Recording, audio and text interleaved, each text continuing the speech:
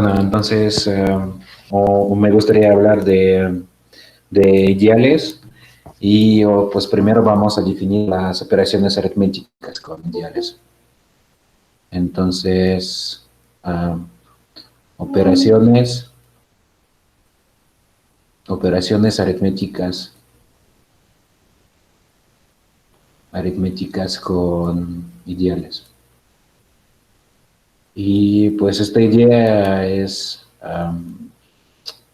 la idea aquí es definir las sumas y productos para ideales en lugar de elementos de anillo y pues de esta manera pasando de elementos a ideales, algunas propiedades que no se cumplen en general en un anillo conmutativo sí se van a cumplir, pero al nivel de ideales, ¿no? Y esta es como la idea principal de todo el curso en algún sentido, ¿no? Pero pues primero me gustaría dar algunas definiciones. Entonces, primero por la definición, si tomamos dos ideales I y J en un anillo R, si estos son ideales, entonces vamos a definir la suma de dos ideales I más J como el ideal generado por los elementos de I y por los elementos de J, ¿no? Pero pues este ideal va a ser nomás pues el conjunto de las sumas alfa y beta, donde alfa es un elemento de I y beta es un elemento de J, ¿no? Esta es la suma. Pero en términos de generadores, si pues I es el ideal generado por alfa 1, alfa m, y J es el ideal generado por beta 1, beta n, entonces la suma va a tener como sus generadores, pues todos estos, ¿no? Alfa 1, alfa m, beta 1, beta n, ¿no? Esta es la suma de dos ideales, ¿no? Luego tenemos la intersección. Bueno, aquí pues no hay mucho que explicar porque pues la intersección de ideales siempre va a ser un ideal y pues esta es otra operación con ideales, ¿no? Pues los productos se definen de la siguiente manera, ¿no?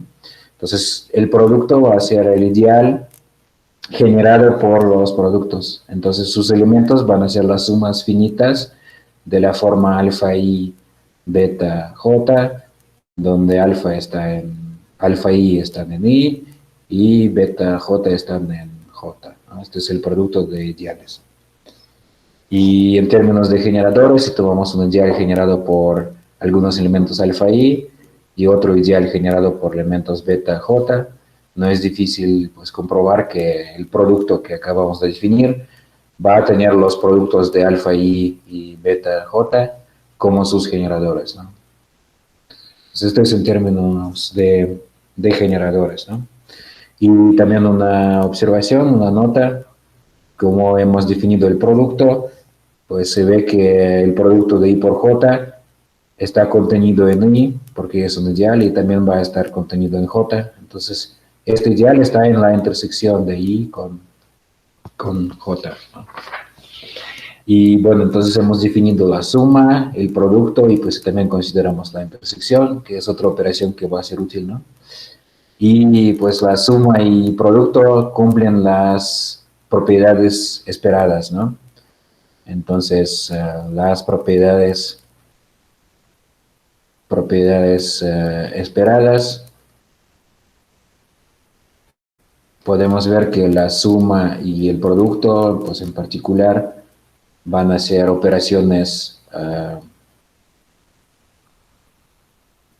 asociativas, conmutativas, por la definición que tenemos, ¿no? Y también pues está claro que si tomamos la suma de un ideal con el ideal nulo, pues este es el mismo ideal, ¿no? Si tomamos la suma de un ideal con todo el anillo, este va a ser todo el anillo. Si tomamos el producto con el ideal nulo, este va a ser el ideal nulo. Y si tomamos el producto con todo el anillo, este va a ser el mismo ideal I, ¿no? Pues estas propiedades son más o menos claras y otra propiedad que, pues que tal vez ustedes pueden hacer un ejercicio y verificar la doble inclusión, ¿no?, de conjuntos, es probar la distributividad, ¿no? Si tomamos la suma de dos ideales y más j y multiplicamos la suma por otro ideal, digamos h, esto va a ser lo mismo que i por h más j por h, ¿no? Y bueno, ya que definimos todo esto y podemos también definir las potencias, ¿no? Entonces, si tomamos cómo se definen las potencias, ¿no? Digamos que la enésima potencia de un ideal va a ser pues el producto iterado de copias de I, ¿no? Y pues en particular vamos a ver que si tomamos un ideal I en nuestro anillo, entonces las potencias van a formar una cadena, pero pues decreciente, descendente, ¿no?, de ideales, ¿no? Y esto pues vamos a ver en algunos casos particulares pues esta situación, ¿no?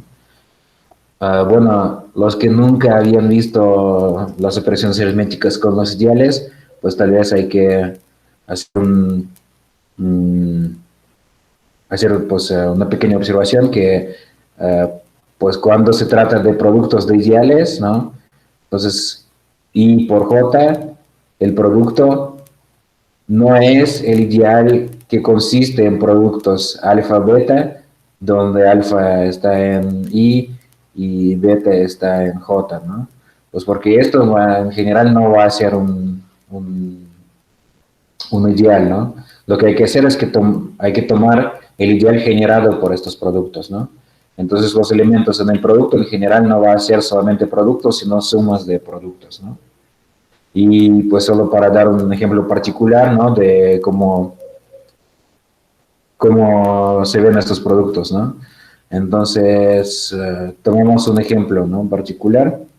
Un ejemplo particular, tomamos el ideal I generado por P y X en el anillo de polinomios con coeficientes enteros, ¿no? Entonces, donde P es un primo racional, ¿no? Primo. Y luego, pues si tomamos el cuadrado de I, ¿no? Este va a ser un ideal que, pues, ¿quiénes son sus generadores? P al cuadrado, Px y x al cuadrado, ¿no? Y en el ideal y el cuadrado, pues en particular va a estar el polinomio P al cuadrado más x al cuadrado, ¿no? Pero, pues es fácil ver que, que este polinomio, pues, es irreducible, ¿no?, como polinomio con coeficientes enteros. Y entonces, pero este polinomio, digamos f, no va a ser de la forma g por h para algunos g y h elementos de I, ¿no? Entonces este es un pequeño ejemplo solo para, pues, subrayar que, pues, quiénes son los productos, ¿no? El producto no es el conjunto de productos, ¿no? Y pues mucho menos, por ejemplo, el cuadrado de un ideal va a ser el conjunto de cuadrados, ¿no?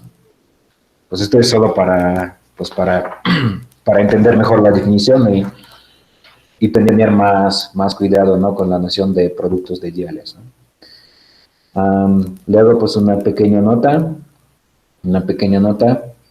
notamos que si, digamos, un ideal J es igual al producto de dos ideales I y H, en este caso, J está contenido bueno, en la intersección de I y H, pues, pero en particular está contenido en H.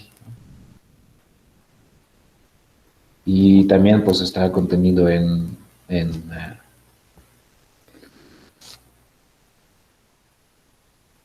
I, ¿no? Y J está contenido en I, ¿no? Pero pues lo que tenemos aquí, esto se ve como la relación de divisibilidad, ¿no? Pues en este caso nos gustaría decir que, por ejemplo, que I y H son divisores de J, ¿no? Y de hecho, pues esto pues es, en caso de ideales principales, si alfa divide beta, no es difícil ver que es lo mismo que el ideal principal generado por alfa contiene al ideal principal generado por beta, ¿no? En este caso, pues esta es una equivalencia, ¿no? Entonces, para ideales principales. Pero pues estas dos observaciones motivan la siguiente definición. Pues definición, vamos a decir que I divide a J por la definición. Esto va a significar que J está contenido en I, ¿no? Y entonces, pues esta observación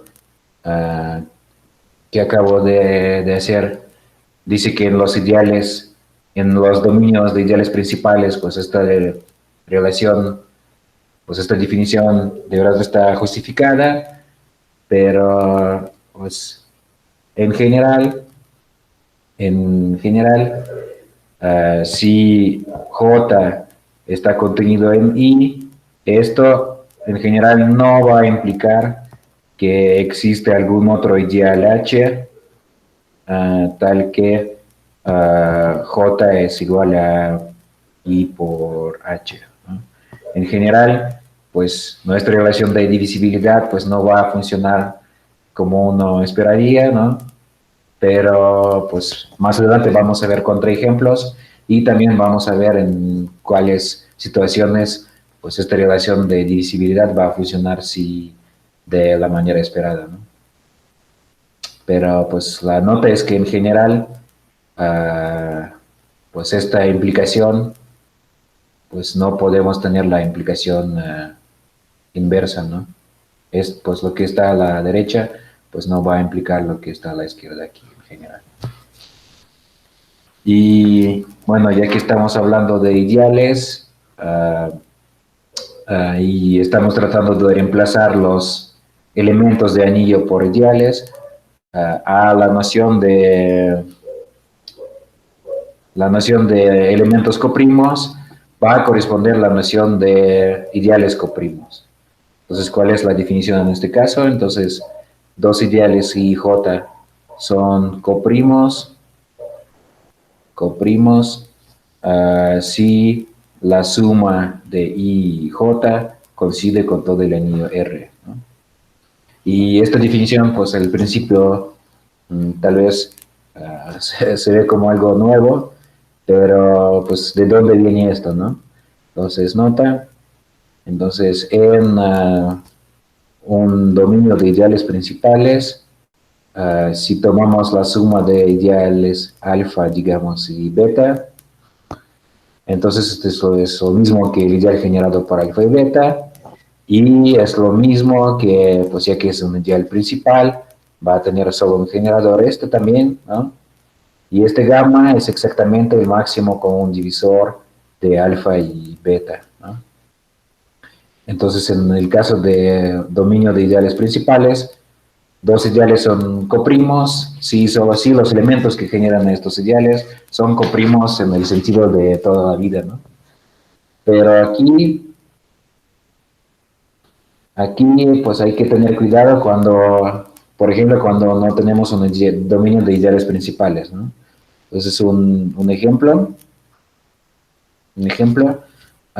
tomamos el anillo de polinomios en dos variables x y y, ¿no? Y aquí podemos tomar los polinomios x y y, son polinomios lineales, y su máximo común divisor, pues es 1, en el sentido de que estos polinomios, pues siendo lineales, son irreducibles, y obviamente, pues x y y no van a compartir ningún divisor, pues salvo los polinomios constantes, ¿no? Los nulos. Pero esto pues no es interesante. Entonces el máximo común divisor de x y y es igual a 1, ¿no? No tienen divisor en común. Pero esto no significa que el ideal generado por x y y es igual a todo el anillo. Pues, de hecho, no es difícil comprobar que si tomamos el cociente del anillo de polinomios por el ideal generado por x y y, lo que nos quedan los polinomios constantes, ¿no? Este es isomorfo acá, ¿no? Entonces, aunque los elementos, estos x y y, son coprimos, esto no quiere decir que el ideal generado por X y el ideal generado por Y, ¿no? Que, que estos dos son coprimos, ¿no? Pues entonces, la noción de ideales coprimos, pues no podemos, no es lo mismo en general que elementos coprimos que generan a nuestros ideales, ¿no? Y tal vez otro ejemplo más cercano a lo que estamos estudiando nosotros. Entonces, en el anillo Z con la raíz de -5, podemos tomar los elementos 2 y 1 más la raíz de -5. Y yo afirmo que estos dos elementos no tienen divisor en común, pero para verlo, pues hay que analizar las formas y ver que estos dos son irreducibles, no asociados entre sí, y entonces el único divisor que pueden tener en común es más o menos 1, ¿no? Entonces el máximo común divisor de 2 y 1 más la raíz de -5, aquí en este anillo es 1, ¿no? Pero, de nuevo, si yo tomo los ideales, si yo tomo los ideales correspondientes, pues no van a ser ideales coprimos, y pues, pero el ideal generado por 2 y 1 más la raíz de -5, pues no coincide con z, la raíz de -5. Y pues un ejercicio para ustedes es ver que de hecho es un ideal propio y que no es un ideal principal, ¿no? Entonces este es un ejercicio.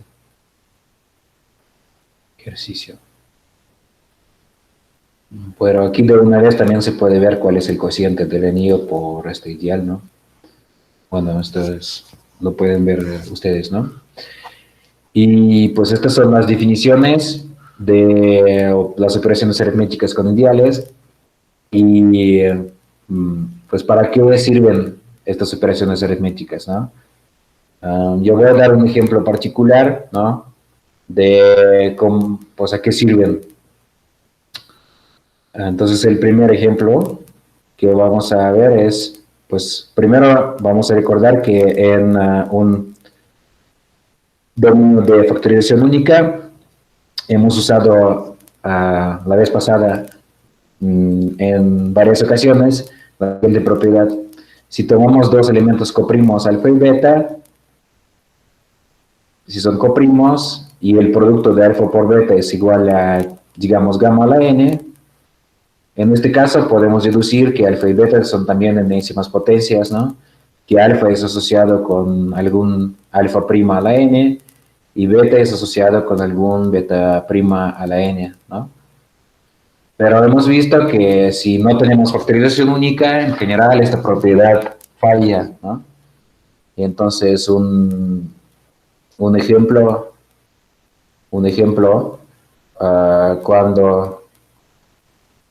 cuando R no es un dominio de factorización única, pues vamos a tomar el ejemplo que yo creo que mencioné en la sesión anterior, ¿no? Yo tomaba el producto de 2 más 3 por la raíz de -5, 2 menos 3 por la raíz de -5, y pues esto es 7 al cuadrado, pero estos dos elementos son irreducibles, entonces irreducibles no asociados, y pues entonces no pueden ser cuadrados, ¿no? ¿Y cómo reparar este defecto, no? Este defecto puede ser reparado pasando a los ideales, ¿no? Entonces ahora pasamos a los ideales generados por estos elementos. Entonces yo voy a tomar el ideal I generado por 2 más 3 por la raíz de -5, el ideal J que es 2 menos 3 por la raíz de -5, y el ideal H que es igual al, pues que es generado por 7, ¿no? Entonces lo que yo escribí, esto quiere decir que el producto de ideales I y J es el ideal H al cuadrado, ¿no? Y yo afirmo que, pues primero que I y J son coprimos, y bueno, estos no es difícil verlo, ¿no? Para ver que I y J son coprimos, ¿qué tenemos que hacer, no? Tenemos que ver que expresar uno como la suma de elementos de I y de J, ¿no? Entonces, uno nos gustaría escribir como la suma de dos elementos de aquí, ¿no?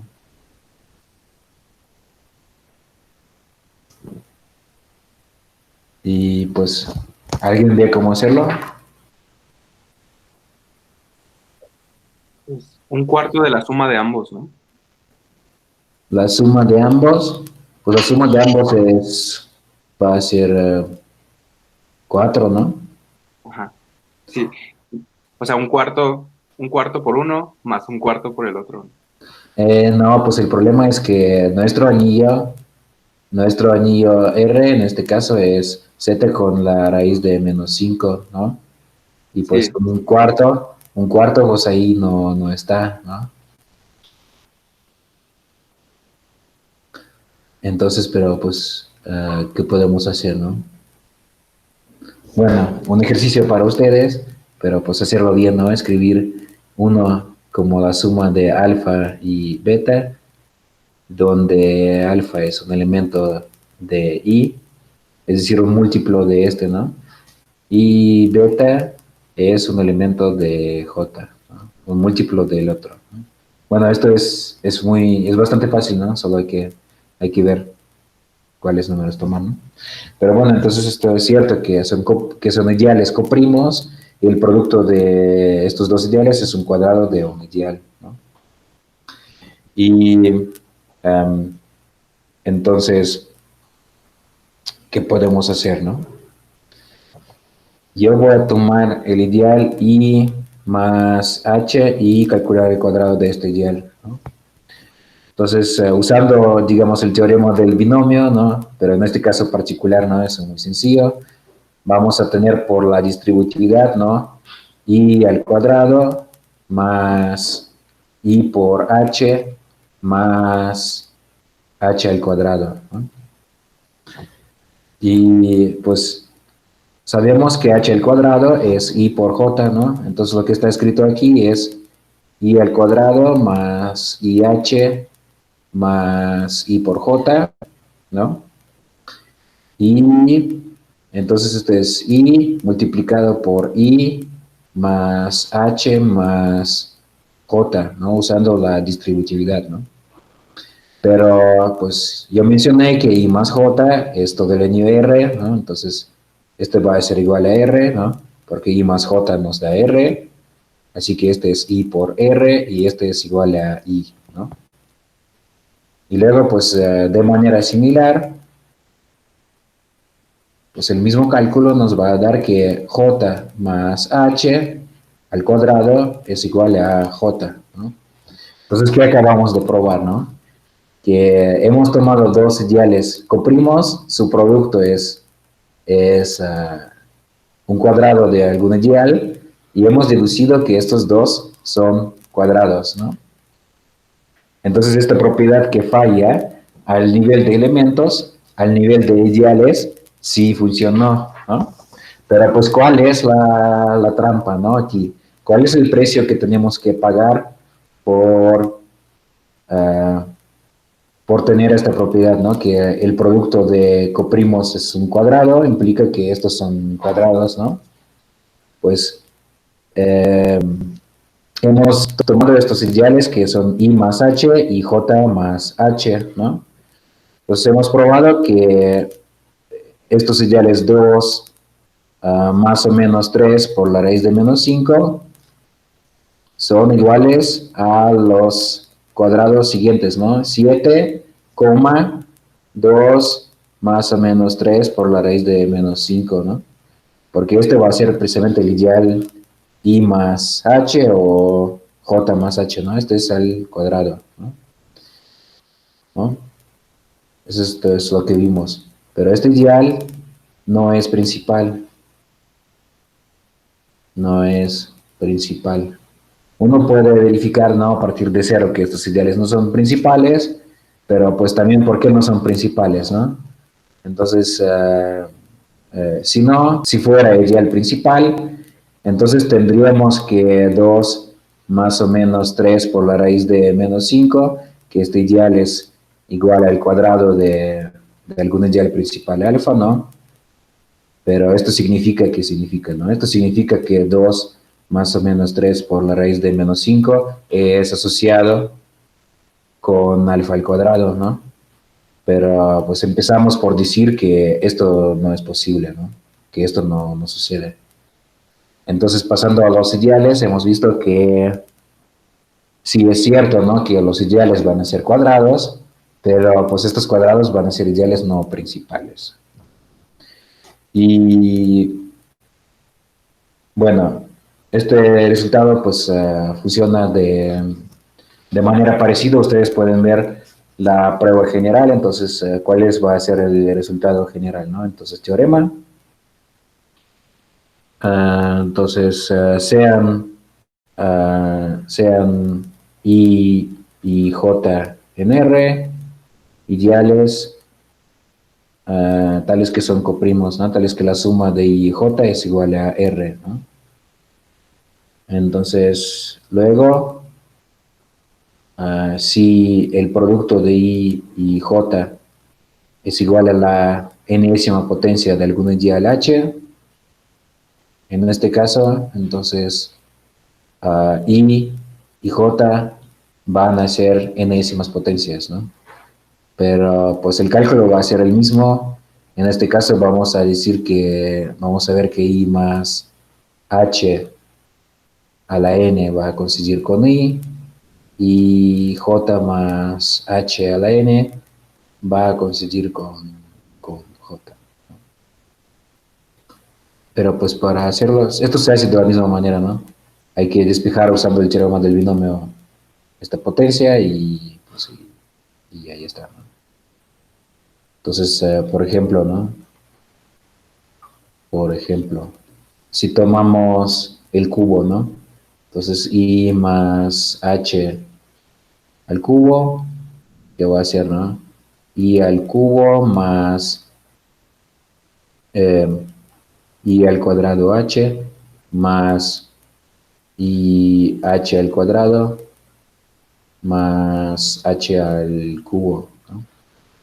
Pero pues aquí vamos a tener que H al cubo es I por J, ¿no? Entonces este es I al cubo más I al cuadrado H más IH al cuadrado más IJ, ¿no? Esto es lo mismo que I multiplicado por I al cuadrado más I al cuadrado H, perdón, más IH, ¿no? Más IH más H al cuadrado más J. Y aquí un pequeño ejercicio es ver que si I y J son coprimos, entonces I al cuadrado y J van a ser coprimos. Así que pues estos dos ideales, este y el último, van a ser coprimos, y así que el producto va a ser igual a I, ¿no? Y bueno, se ve que pues este razonamiento pues va a funcionar para cualquier potencia, ¿no? No necesariamente cubos o cuadrados, no, para cualquier n, ¿no? Esto es lo que estoy afirmando, ¿no? Pues no sé si hay algunas preguntas sobre esto, ¿no? Sí, yo tengo una pregunta, profesor. Ajá. Este conjunto de los ideales, ¿hay algún nombre para esta estructura que tiene dos productos binarios? Bueno, sí, es una excelente pregunta, porque pues ya mencioné que tenemos la operación de la suma y del producto, y estos son asociativas, conmutativas, ¿no? Por la definición. Y luego también sabemos que el producto es ah, distributivo respecto a la suma, ¿no? Y pues tenemos esta tentación de decir que los ideales forman también algo como anillo conmutativo, ¿no? Respecto a la suma. Pero pues aquí hay un problema con los axiomas de anillos conmutativos y pues no sé si alguien ve cuál es el problema, ¿no? Que no hay inversos. Que no hay inversos o más bien no hay como elementos opuestos, ¿no? Pues no, o sea, bueno, es como, también se dice inversos, ¿no? Pero no hay, no existe, no tiene ningún sentido el ideal inverso en este sentido, menos sí, ¿no? ¿Por qué? ¿No? ¿Cuál es la razón? Porque según pues, la definición de la suma, I más I siempre es igual a I al mismo I, ¿no? Entonces esto quiere decir que pues si tendríamos inversos respecto a la suma de ideales, ¿no?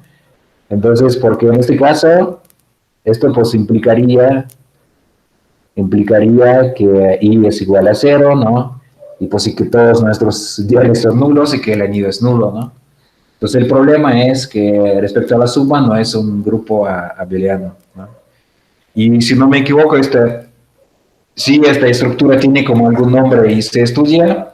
Yo creo que tiene algo que ver con semianillos o pues la gente que estudia el álgebra tropical, pues tiene este tipo de estructuras. Yo creo que es como algo como semianillo, pues sí tiene nombre, ¿no? Pero pues para nosotros lo importante es que no es un anillo conmutativo, ¿no? Pero pues sí se pueden añadir inversos respecto al producto. Y esto es lo que vamos a ver, pero pues más adelante, ¿no?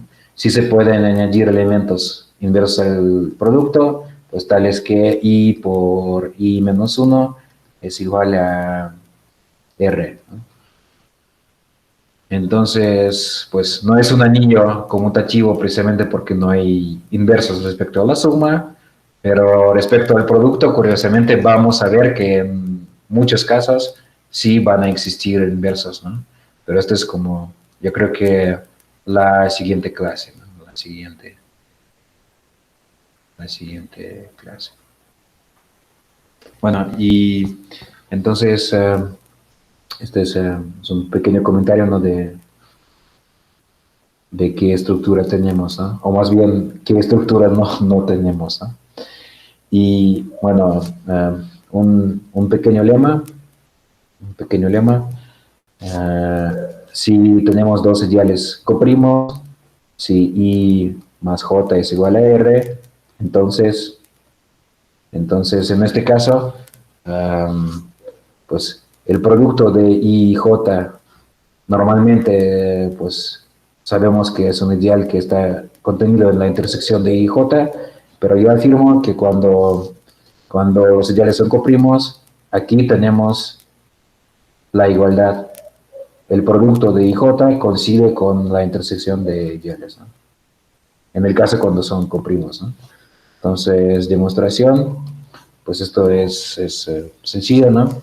Entonces, si tenemos que I más J es igual a R, esto significa que podemos escribir uno como, digamos, alfa más beta, donde alfa está en I y beta está en J, ¿no?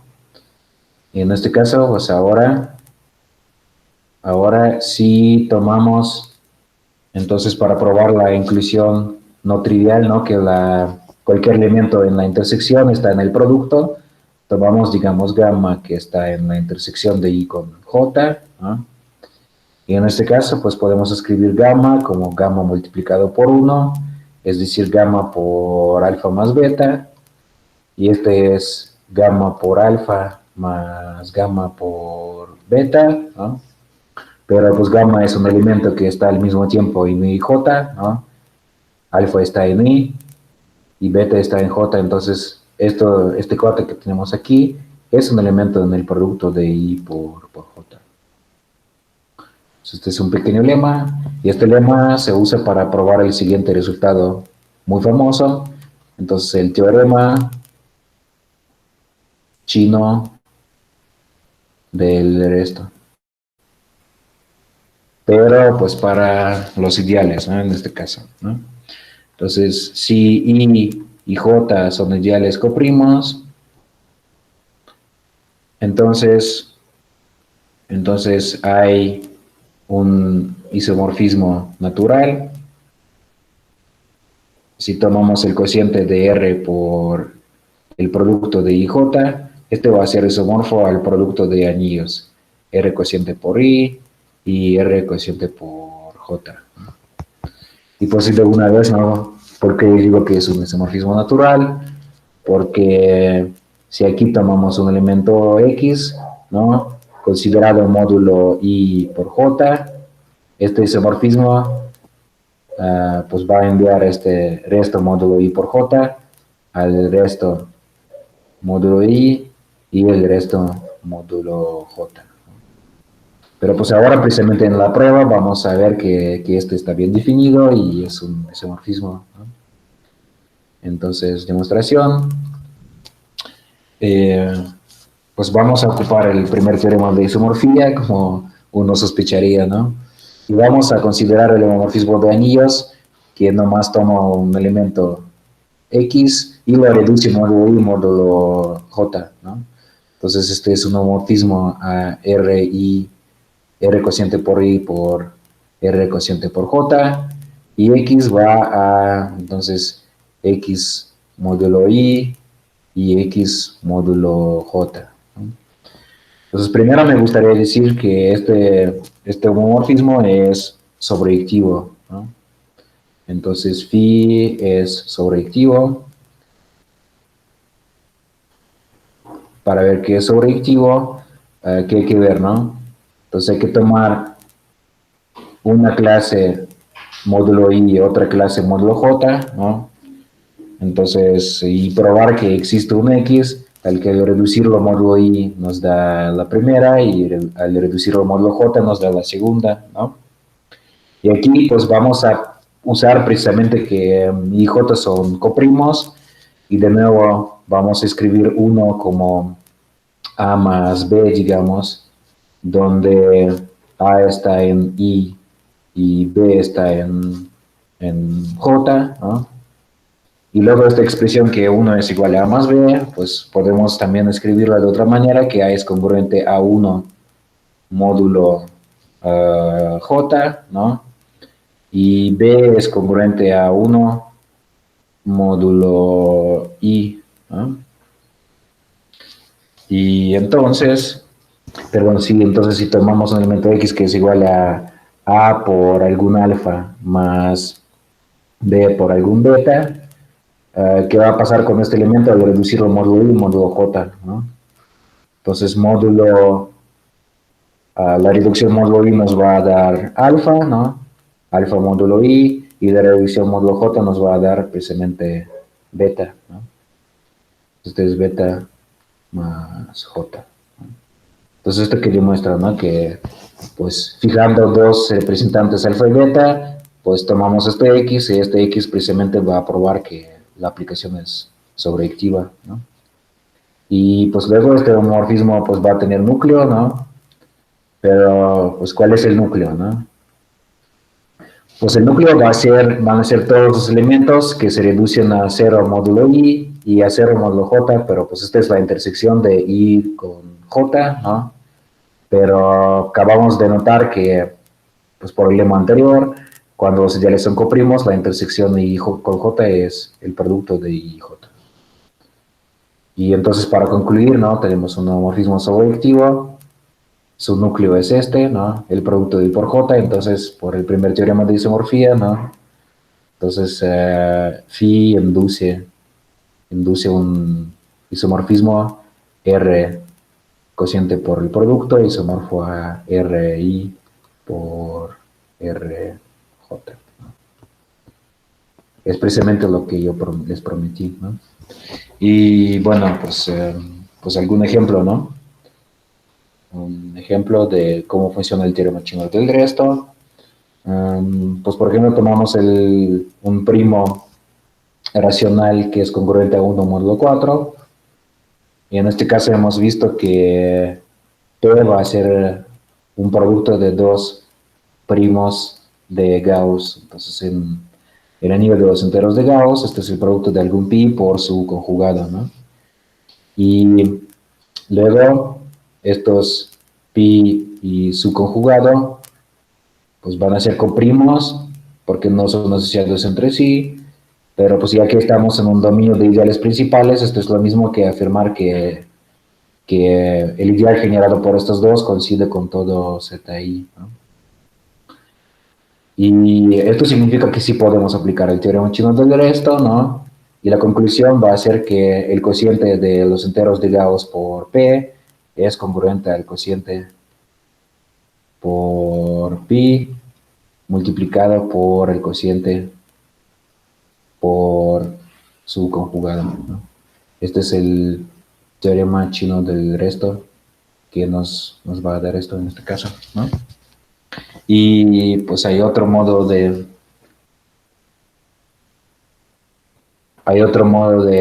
verlo, pues que pues esencialmente es lo mismo, pero vamos a notar que pues quién es el cociente de este anillo por P, ¿no? Este anillo de los enteros de Gauss podemos verlo como el anillo de polinomios módulo la relación x al cuadrado más 1, ¿no? Y cuando vamos a tomar el cociente de esta anillo módulo P, pues lo que hay que hacer es cambiar aquí los coeficientes y reducirlos módulo P, ¿no? Estamos reduciendo módulo P, ¿no? Este polinomio va a ser reducible módulo P, ¿no? Y los factores que van a salir aquí, ¿no? Va a ser, digamos,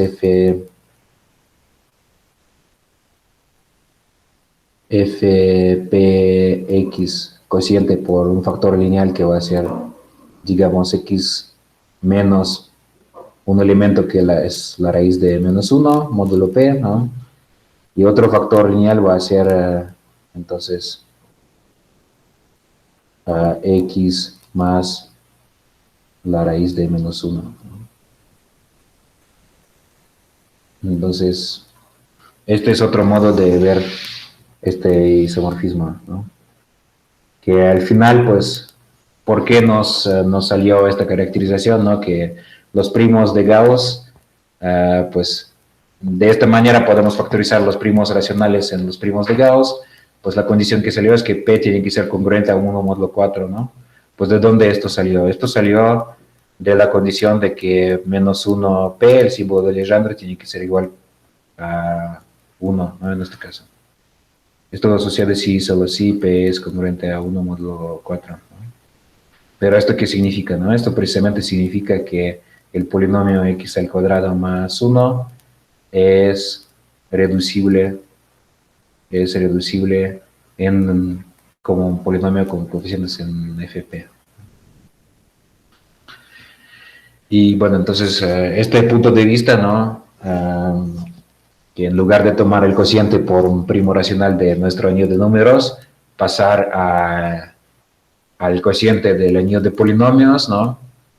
Este punto de vista va a ser útil más adelante y vamos a ver como más cálculos y más aplicaciones, ¿no? de esto. Pero este es pues un pequeño ejemplo de cómo se ve el teorema chino del resto para los enteros de Gauss en particular aquí, ¿no? Y bueno, pues ustedes ya pueden comprobar que el teorema chino del resto de toda la vida, ¿no? Que se formula normalmente para los números enteros, ¿no? En los cursos, ¿no? de la teoría de números básica, ¿no? Que pues este resultado va a ser un caso muy particular del teorema chino del resto que acabamos de formular, pero para todos los anillos conmutativos, ¿no? Bueno, entonces este fue el teorema chino del resto. Y pues siguiendo con la aritmética de ideales, entonces vamos a revisar los ideales primos y maximales, ¿no?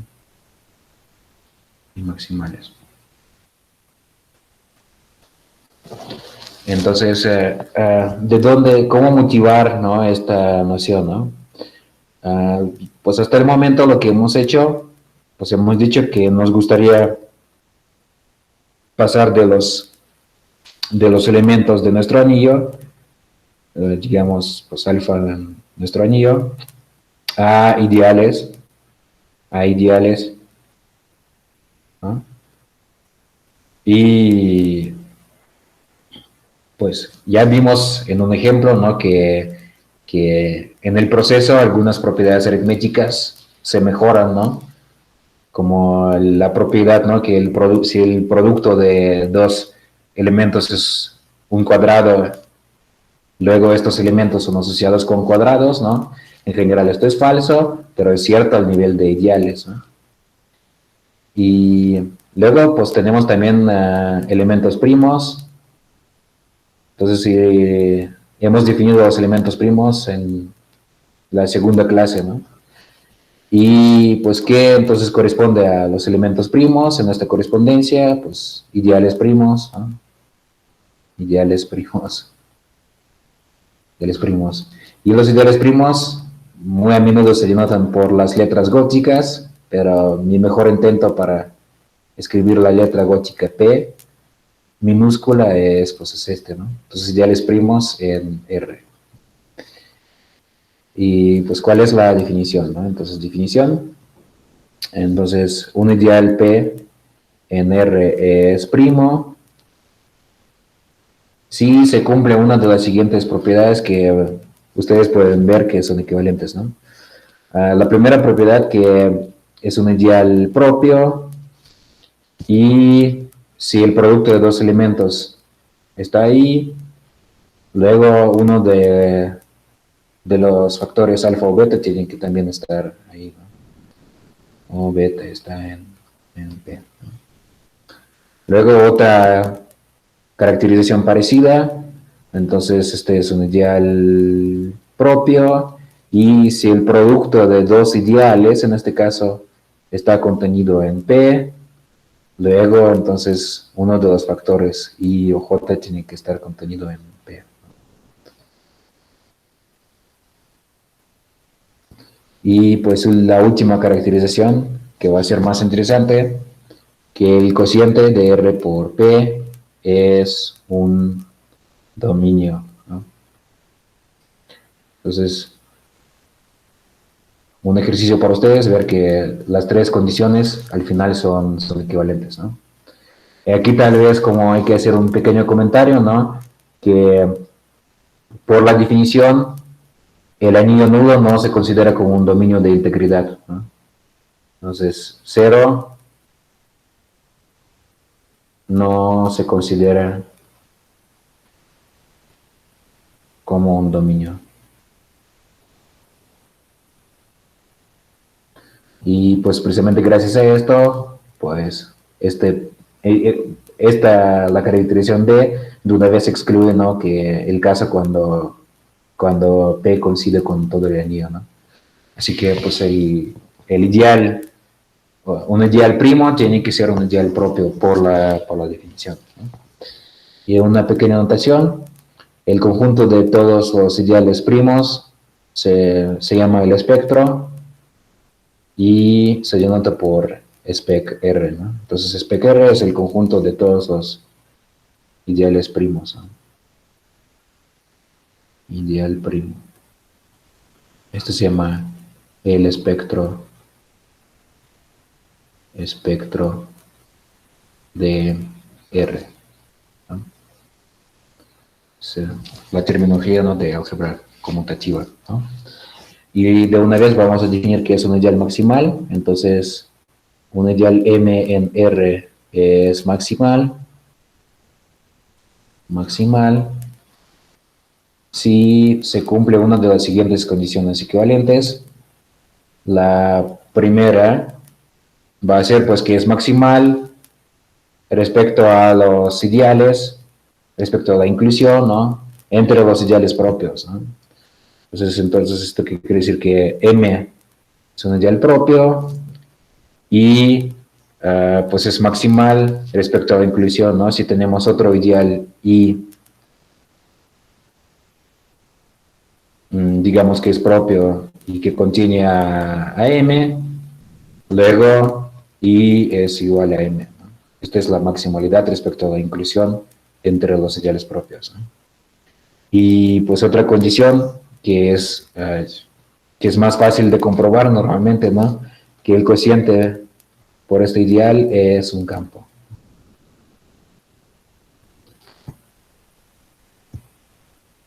Entonces, estos son los ideales maximales. Y una nota, pues si tenemos un ideal maximal, en particular este ideal tiene que ser primo, ¿no? Y pues como se ve esto, ¿no? Pues aquí tenemos la caracterización B, ¿no? En cada caso, pues, y sabemos que todo campo en particular es un dominio de integridad, ¿no? Y entonces de aquí ya se ve que si el cociente por M es un campo, pues en particular es un dominio, entonces cualquier ideal maximal va a ser un ideal primo, ¿no? Y pues algunos ejemplos, ¿no? De cómo se ven nuestros ideales primos, ideales maximales, ¿no? Pues un ejemplo, pues digamos que R es un dominio de ideales principales y en este caso se puede ver que el ideal generado por un elemento pi, digamos, pues es este, ¿no? El ideal P. Entonces es primo, pues va a ser si solo si, pues este pi es primo, ¿no? Pues esto va a pasar para pi no nulo. Y pues gracias a esto, ¿quiénes son los ideales primos, no? Entonces, pues yo voy a escribir el espectro del anillo, ¿no? El conjunto de los ideales primos. Pues el ideal nulo va a ser primo solo porque tenemos un dominio. Y luego los ideales primos interesantes van a ser los ideales generados por los elementos primos, ¿no? Donde pi en R es un elemento primo. Y entonces, pues los ideales que están aquí, todos estos van a ser ideales maximales, porque hemos visto, ya hemos visto, ¿no? Esta propiedad que en un dominio de ideales principales, si tomamos un elemento primo no nulo, pues el cociente por este elemento es un campo, ¿no? Entonces ya hemos probado que todos estos ideales van a ser ideales maximales, ¿no? Y bueno, solo para escribir algo pues mucho más familiar, ¿no? Y particular, ¿cuáles son los ideales primos en los números enteros, ¿no? Pues el ideal nulo es primo y luego pues los ideales primos van a ser los ideales generados por los números primos de toda la vida, ¿no? 2, 3, 5, 7, 11 y etcétera, ¿no? Entonces, si estos van a ser ideales maximales, ideales maximales. Pues, ¿por qué? Porque el cociente de los enteros por el ideal generado por un número primo P, ¿no? Este es el campo finito de Fp, ¿no? Es un campo. Y pues a nosotros nos van a interesar cosas como mucho más sofisticadas que estas, ¿no? Nos van a interesar los ideales primos, pues en anillos que no son necesariamente dominios de ideales principales, ¿no? Y vamos a ver un ejemplo de estos. Un ejemplo, yo voy a tomar como mi anillo z con la raíz de menos 5 y yo voy a tomar los siguientes ideales. Como p yo voy a tomar 7,3 más la raíz de menos 5 y como su conjugado yo voy a tomar 7 y 3 menos la raíz de menos 5, ¿no? Esto es literalmente el conjugado, pues ¿en qué sentido, no? Porque aquí hemos cambiado el signo de la raíz de menos 5, ¿no? En los generadores, ¿no? Y pues primero pues un ejercicio para ustedes, a ver que 7 y 3 más o menos la raíz de menos 5 son irreducibles, son elementos irreducibles, no asociados entre sí. Y pues esto se ve como siempre analizando las normas, ¿no? Y pues usando esto pueden también ver que este ideal 7 3 más o menos la raíz de menos 5 pues no puede ser un ideal principal, ¿no? Entonces no es principal, no es principal. Y, pero estos dos ideales son coprimos, ¿no? Entonces yo puedo escribir uno como 7 más 3 más, digamos menos, ¿no? 3 más la raíz de menos 5, menos 3 menos la raíz de menos 5, ¿no? Y pues sí, ¿no? Y entonces, y este elemento, pues sí está en P más su conjugado, ¿no? Entonces esto significa que son coprimos, ¿no? Entonces la suma de estos dos ideales es todo el anillo, entonces son coprimos, ¿no? Son coprimos. Y ahora, pues, ¿cuál es el producto de estos dos? Vamos a calcular el producto. El producto es, bueno, hay que calcularlo, ¿no? 7,3 más la raíz de menos 5 por 7,3 menos la raíz de menos 5, ¿no? Y pues hay que tomar los productos de los generadores, ¿no? Va a ser 7 al cuadrado, 7 multiplicado por 3 más la raíz de menos 5, 7 por 3 menos la raíz de menos 5, y el último generador va a ser el producto de estos dos, ¿no? Y esto va a ser, de hecho, pues la norma, ¿no? De este número. Esto va a ser 3 al cuadrado, ¿no? 3 al cuadrado más 5 por 1 al cuadrado. Y esto es, pues, es 14, ¿no? Entonces, si 14 es 7 por 2, ¿no? Entonces, lo que tenemos aquí, pues aquí todos los generadores tienen como un factor 7. Entonces, podemos escribir este 7 como un ideal principal, ¿no?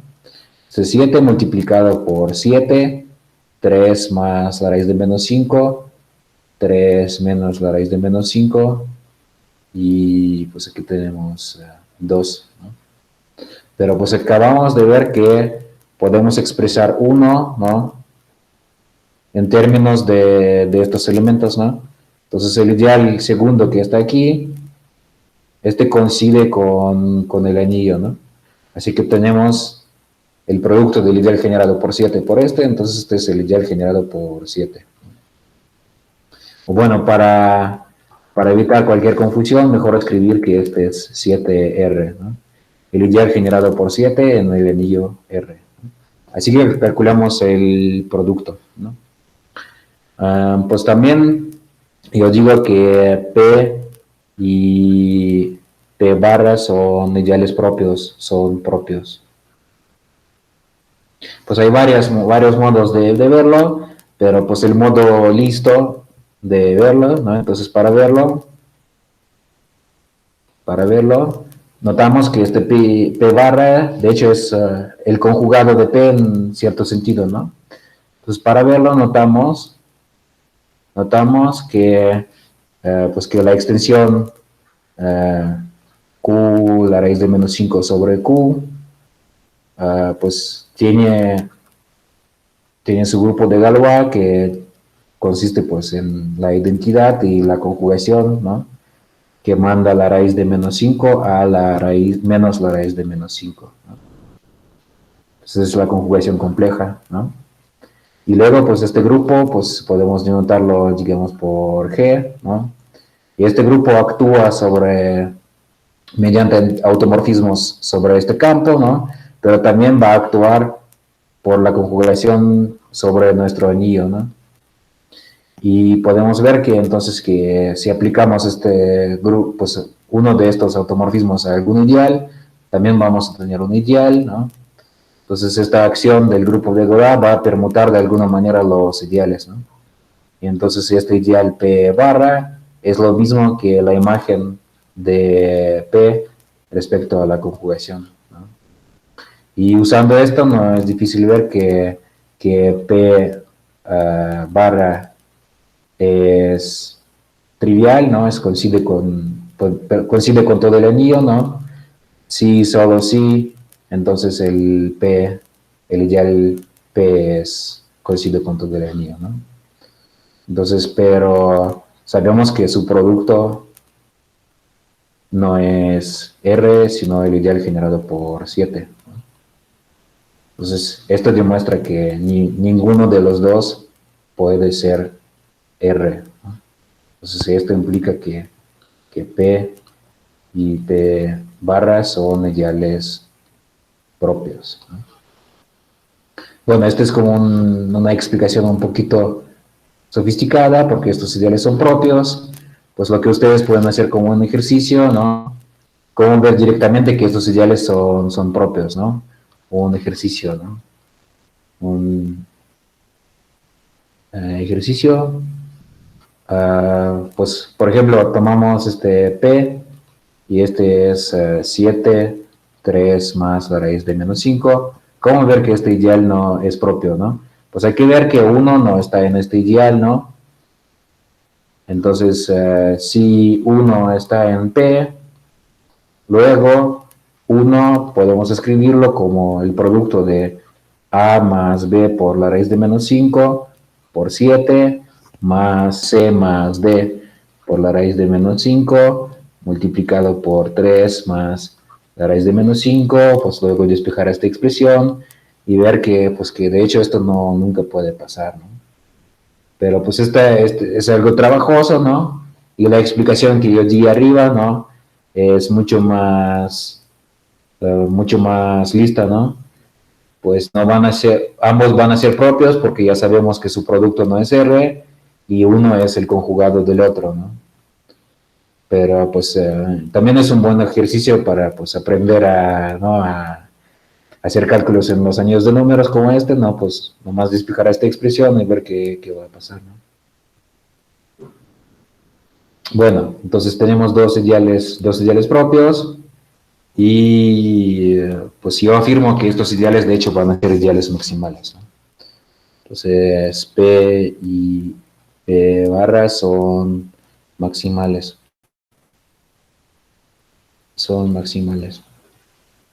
¿Por qué van a ser maximales? Bueno, por ejemplo, ¿cómo ver que P es maximal, no? Podemos considerar el homomorfismo phi, que va de nuestro anillo al anillo F7, pues el campo finito F7, pero me gustaría escribirlo de esta manera, que es el cociente de los polinomios por el polinomio lineal 3 más X, ¿no? Entonces aquí un elemento A más B por la raíz de menos 5 irá a más bx como polinomio en este cociente, ¿no? Y aquí, pues, ¿por qué este homomorfismo de hecho está bien definido, ¿no? Pues porque 3 es la raíz cuadrada de menos 5 módulo 7, ¿no? 3 al cuadrado es congruente a menos 5 módulo 7, y precisamente por esto yo tomo este 3, ¿no? Es decir, al final este es isomorfo al campo finito F7, ¿no? Y aquí yo voy a mandar entonces A más B por la raíz de menos 5 a A más, bueno, menos 3B, ¿no? Y pues este 3, pues tiene que ser cuadrado tiene que ser una raíz cuadrada de menos 5 módulo 7 para que este homomorfismo tenga sentido, ¿no? Y pues está claro que este es un homorfismo sobreyectivo, ¿no? Porque podemos tomar diferentes A y pues esos restos módulo 7 nos van a dar todos los posibles restos módulo 7, ¿no? Entonces, la imagen de phi pues es F7, este es un campo, ¿no? Y un cálculo que pueden hacer ustedes es verificar que el núcleo de phi es precisamente el ideal P, ¿no? Pues está claro que los generadores de P, pues sí van a estar en el núcleo, ¿no? Porque P es 7, 3 más la raíz de menos 5, ¿no? Y pues sí se ve que, ¿no? Que estos elementos van a estar en el núcleo, ¿no? Pero esto es fácil, ¿no? Ver que este P está incluido en el núcleo, ¿no? Y viceversa, ustedes pueden verificar que todo el núcleo es este P, ¿no? Y entonces, ¿qué demuestra todo esto, no? Esto demuestra que el cociente de nuestro anillo, 7 con la raíz de menos 5 por P, es isomorfo al campo F7, pero esto significa que P es primo, ¿no?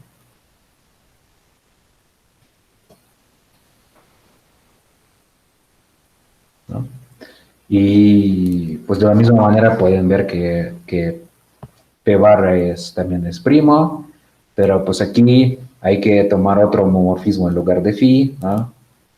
Y pues en lugar de 3 hay que tomar pues la otra raíz de cuadrada de menos 5 módulo 7, que va a ser pues menos 3, ¿no?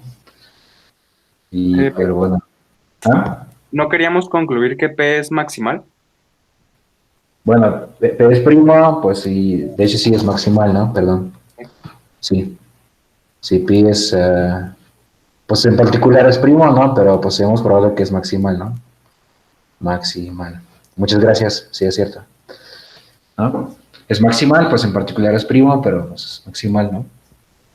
Y pues de la misma manera, ¿no? Podemos ver que el cociente por P barra también va a ser isomorfo al campo de 7 elementos, y entonces este también es maximal, ¿no? Es maximal.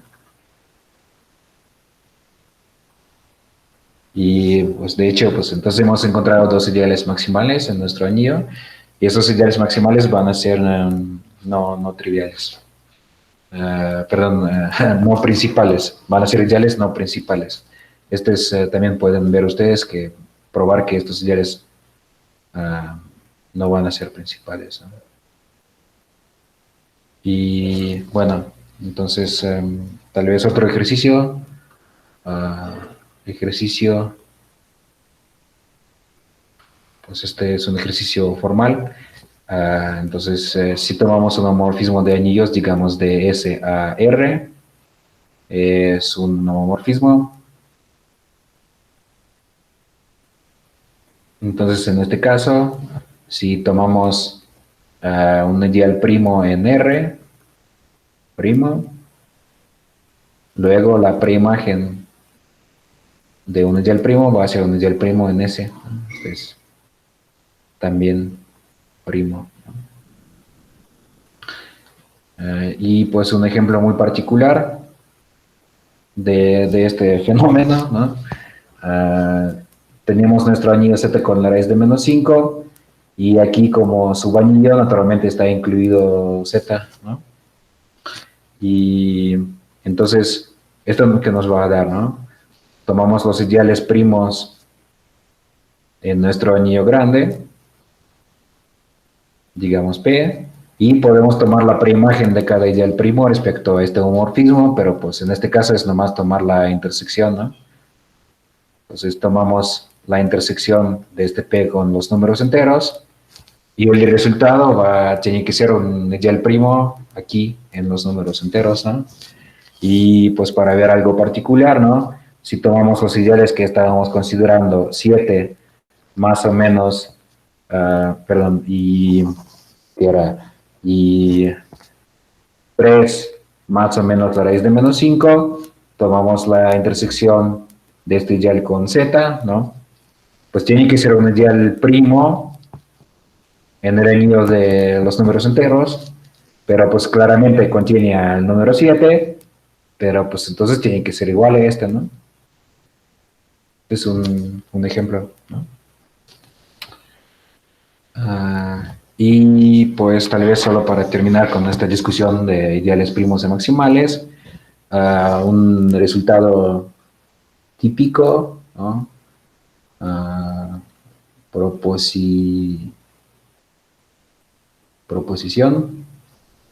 Entonces, dado un ideal propio, entonces ideal propio,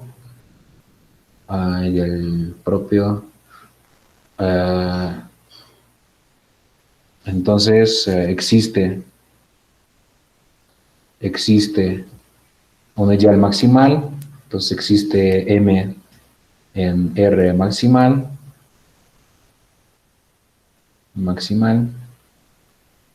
que contiene ahí, ¿no? Tal que contenido en M, ¿no? Y bueno, la demostración de este resultado, entonces demostración, pues esto usa el lema de Zorn,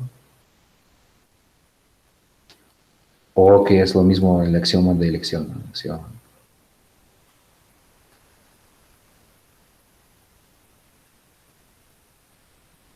Y pues los que no han visto este argumento, pueden verlo o en mis notas o en un libro, cualquier libro de texto de álgebra conmutativa, pero pues esta es como una aplicación, una de las aplicaciones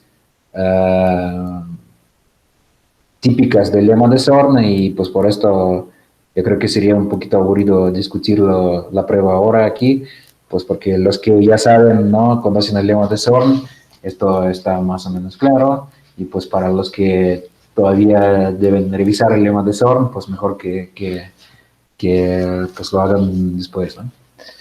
Entonces, pues esto que demuestra, ¿no? Que en cualquier anillo no nulo, pues va a existir un ideal maximal, ¿no? Y pues otra definición, entonces un R es un anillo local,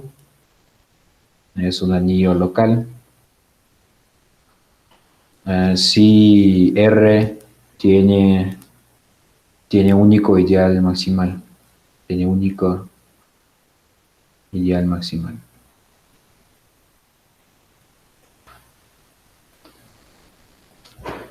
Bueno, un ejemplo,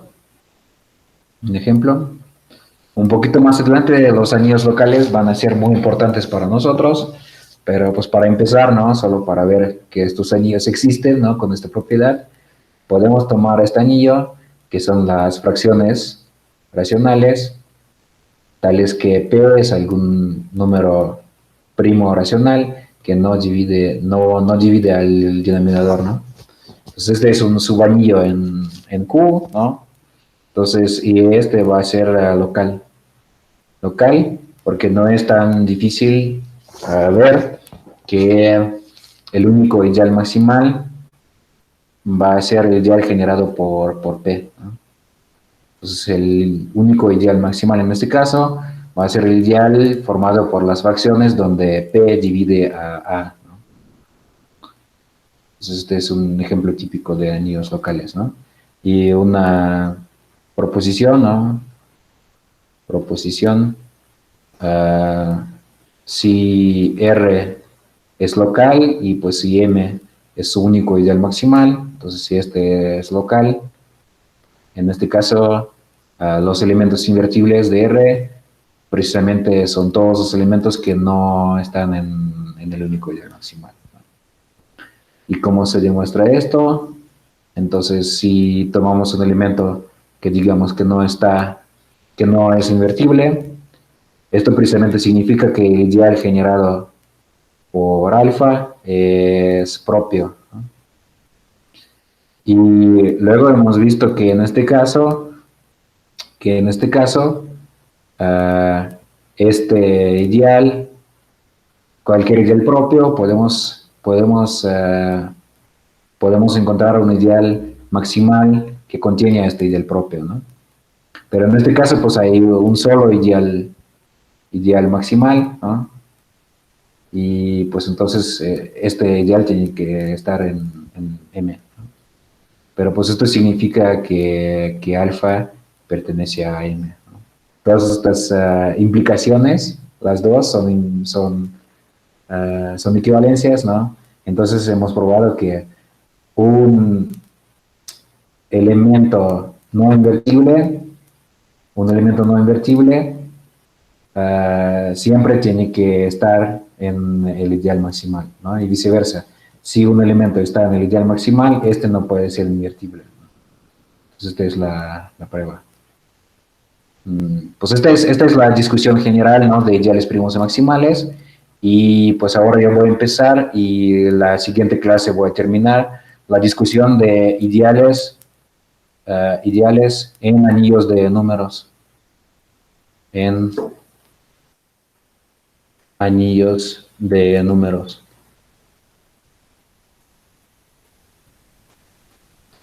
Entonces, ideales en anillos de números van a tener propiedades muy especiales, ¿no?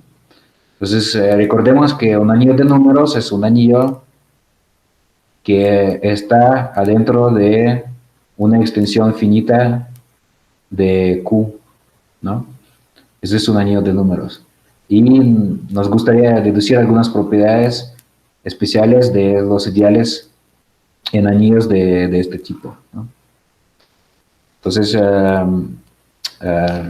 el primer lema, entonces, lema, si I es un ideal no nulo, entonces I contiene algún número entero. O en otras palabras, la intersección de I con los números enteros no es nula, ¿no? Demostración, y pues la demostración es sencilla. Si tomamos un ideal no nulo, este va a contener un elemento no nulo, ¿no? Un elemento no nulo. Pero, pues, tenemos una extensión finita de Q, y esta extensión es algebraica, y esto significa que cualquier elemento no nulo va a cumplir alguna relación algebraica no trivial, ¿no? Entonces podemos escribir, por ejemplo, que AN alfa a la N, etcétera, alfa 1 A1 alfa más A0 es igual a 0, donde sin pérdida de generalidad podemos asumir que estos ahí son números enteros y que este A0 no es nulo, ¿no? Pero pues todo esto está en el ideal generado por alfa y en particular está en I, ¿no? Y de esta relación algebraica pues podemos deducir que este A0 también tiene que estar en I, ¿no? Entonces A0 está en I. Esto es lo que queremos probar, ¿no? Que cualquier ideal contiene a un entero no nulo, ¿no? Y luego, pues esta propiedad pues tiene muchas consecuencias importantes, ¿no? Entonces, un corolario, entonces si tomamos un ideal primo en un anillo de números, entonces la intersección de P con los enteros va a ser entonces PZ para algún P primo racional, ¿no? ¿No? Pues ¿por qué, no? Porque ya sabemos que tiene que ser, la intersección con Z va a ser un ideal primo, pero pues para ver que no es nulo, aplicamos la observación anterior, ¿no? Que pues no va a ser nulo, entonces va a ser uno de los ideales maximales, que son los ideales generados por los números primos de toda la vida, ¿no? Este es un corolario, y otro corolario es el siguiente teorema. Entonces, teorema para todo ideal I no nulo, el cociente es finito. Es decir, cualquier ideal en este anillo tiene índice finito, ¿no? Entonces, demostración.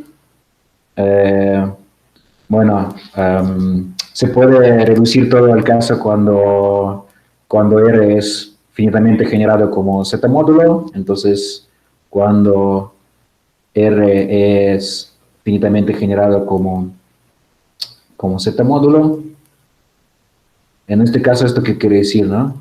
Que R, pues no tiene torsión, porque está en un campo que es una extensión de Q, entonces va a ser isomorfo a, pues, alguna suma de copias de Z, donde pues, el número de copias es el rango, ¿no? Pero, pues, no olvidemos que R está dentro de una extensión finita de Q, ¿no? Y este rango, entonces, va a ser menor o igual que el grado de la extensión. Pues, ¿por qué será esto, no? Porque si tomamos más de este número de elementos, entre estos va a ser una relación no trivial Q-lineal, pero pues también podemos promoverla a una relación no trivial Z-lineal, ¿no? Entonces el rango, pues sí está acotado por este número, ¿no? Y pues ahora hemos visto por el lema de arriba que existe algún entero positivo, pues que está en I, ¿no? Y ahora si tomamos el cociente de R por N, por el ideal generado por N, esto va a ser isomorfo pues a esto, ¿no? Y el número de elementos aquí, pues es finito, ¿no? Entonces el número de elementos es en R cociente por N, va a ser menor o igual que, pues que N a la R, y este es menor o igual que N al grado de la extensión, ¿no? Pero si tomamos el ideal I que contiene a N, ¿no? Pues el número de elementos en este cociente, R por I, pues va a ser menor o igual que el número de elementos en el otro, ¿no? Entonces esto demuestra el teorema en el caso cuando R es finitamente generado como Z módulo, y pues el caso general, ustedes pueden ver tomando submódulos finitamente generados y pues aplicando prácticamente el mismo argumento a cualquier submódulo finitamente generado, ¿no? Entonces, pues hemos probado que en un anillo de números cualquier ideal no nulo tiene índice finito, ¿no?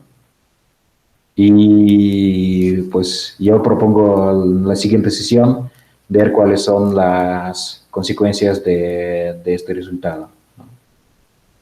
Entonces la próxima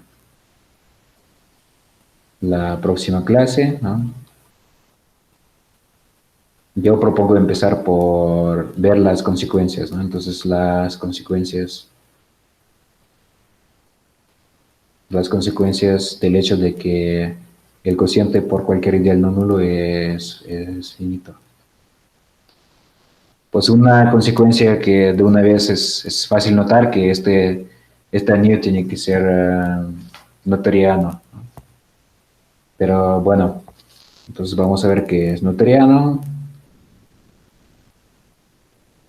Vamos a ver que es unidimensional, o bueno, que la dimensión es igual 1, 0 o 1, pero pues yo voy a definir en la siguiente sesión qué significa esto, ¿no? Pues esto significa que todo primo no nulo es maximal, ¿no? Todo primo no nulo es maximal.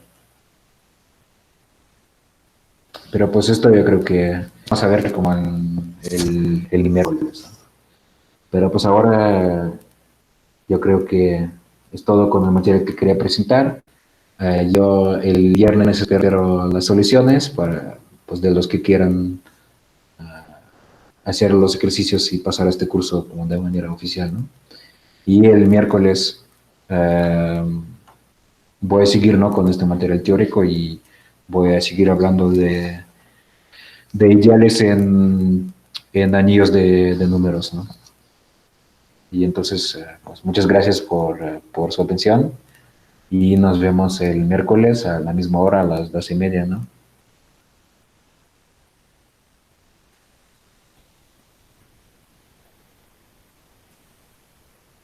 Hasta Bueno, luego, gracias. profesor. Gracias y hasta luego.